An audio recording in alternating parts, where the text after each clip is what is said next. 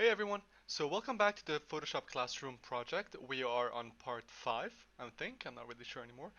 But either way, I've been noticing a lot of issues with my students. They understand masking perfectly well, they understand how to do selections and reflections and such things like that. But where it comes to an actual problem is how to use the brush with adjustment layers properly. And in today's session, we were able to recover it. So I'm going to be covering again, just for this video, how to do that properly. So I'm going to just load up a picture here. So there's a few rules you have to understand. The way I work with adjustment layers is basically I use a mask with a brush to be able to control whatever I need. So the first mistake I see from my students is that when they use the brush, they don't control the opacity of the brush properly, and also the type of brush it is. So sometimes you have a brush that is a very hard brush and a very soft brush, and that does matter when you're working on mask and you're actually working with the brush. So to show you exactly what's going to be happening today, I have this little example of a fish. And the first thing I do when I'm working with adjustment layers is I try to determine what is going to be dark and what is going to be light. Or, in a sense, what do I want to be lighter and what do I want to be darker. So over here, I'm just going to start drawing out a small little pattern of what I want first. So the first thing is I need to understand that light is coming from this direction, from the ocean picture right here. This is like a sunbeam going through the water, and I have a light coming out from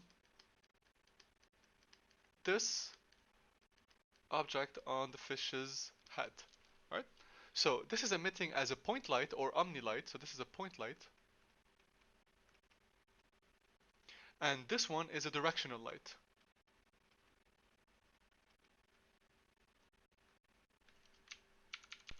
Sorry about that.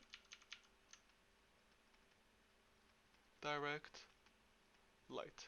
A direct light behaves by having the sun rays perfectly parallel to each other. So they all go down into a straight line, just like a normal sun would. Excuse me. But a point light does a 360-degree kind of a light.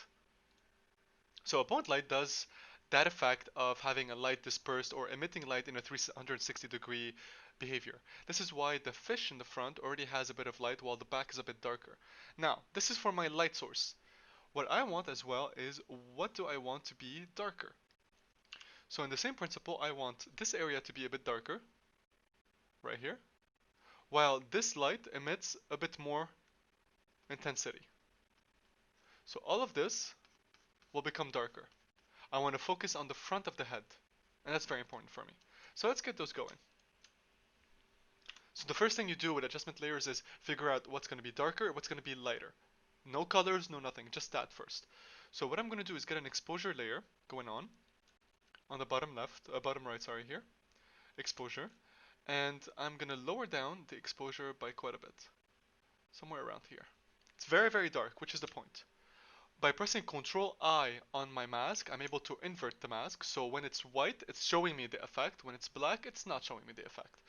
So if my mask is black, I have to paint in white on top of the mask to reveal that darkness. And this is where my students come and do very big mistakes, such as when they're clicking with their mouse, they're clicking like so, creating patches of dark. So rule number one is never click that way. Rule number two is, sorry, Rule number two is check your opacity and check your brush. So always check the opacity. 100% is not going to work for us. I typically work under 15% when I'm doing something like this, and I check my hardness for my brush on the top right here. So at 0%, that's perfect. I don't want something hard. So the difference between them, if I go for a hard brush and I'm painting, you will actually start seeing the outline of the brush, which is not something I want. While a soft brush, with a hardness of 0, will not show it. Sorry, it didn't set. There we go. It will not show that hard edge on the brush, giving me more control over what I'm doing. All of this is about control. So here I'm going to scale up my brush quite a bit, and I'm just going to click and drag once, twice, over the light, slowly fading in the element. Every time I go up, I click and I drag down, click and drag down, click and drag down. Give me a bit more focus on the front of the fish. There we go. So now the focus of the actual picture has changed. It's not a little bit of the back of the fish and the front of the fish. Now it's fully embedded in the front of the fish, which is the point. Light gives you this focus. So I'm done with my dark. So I'm going to call this one dark. Now I want a bit of light. So I go back to my exposure. I increase the exposure just a bit. And I press Ctrl I on the mask. And now very gently I'm just going to give it a little bit more light around the source. And a bit more on the teeth. And a bit more on the head. That's it. Done. Next, I want to change a little bit of the color so that the fish can get this kind of a hue happening. So I want the bulb not to be a yellow color, I want it to be a blue color. So I'm going to go into hue saturation, go to colorize, and find a cyan, kind of purple color, a bit more light cyan. There we go. Great. Control I, and also very lightly I'm going to start painting in white on top of the fish, just to give it that little bit of a hue.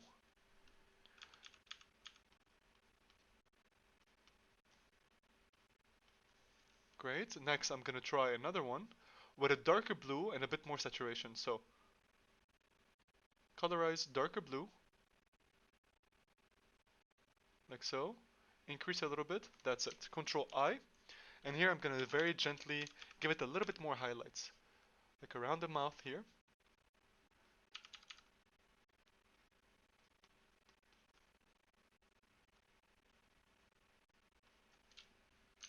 Giving it that effect. So over the mouth it's a bit too harsh. So I'm going to remove a little bit of that cyan and a bit of that blue. There we go, that's a little bit better. And always turn on and off your adjustments so you can see what's been going on. Excuse me. So the dark is perfect. The light is perfect. Then the color. Excuse me. Then the color. Then the other blue. Right, so this is very good. Now, I can do something very fun, is create a new layer from the bottom right here. Create a new layer. I'm going to take a cyan blue. So I'm only have a fresh layer and I'm going to take an actual color here. A dark blue or maybe a cyan, a bit more cyan blue, yeah, light. And all I'm going to do is click once, twice, a few times just to intensify that glow effect. And since I have opacity such a low value, I have so much more control over how it behaves. And that's the point of all of this, giving me that control. And by doing so, I'm able to actually adjust everything I need. So this is it. So let's say for an example the eye. I want the eye to glow the same way, but I want it to glow as a yellow. So hue saturation, colorize a yellow or an orange, kind of orange. There we go, a bit more yellowish. There we go.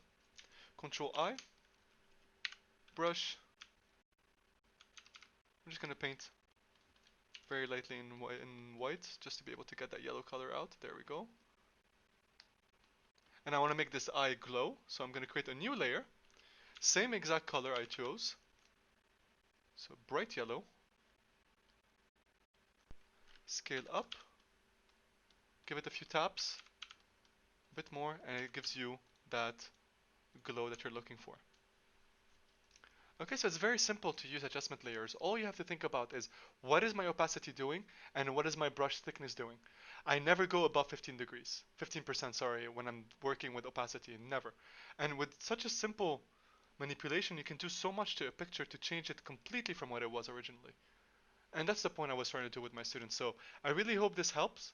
So this entire tutorial has been for adjustment layers specifically, and we're going to continue on more blending modes for tomorrow and a bit more of adjustment layers for tomorrow.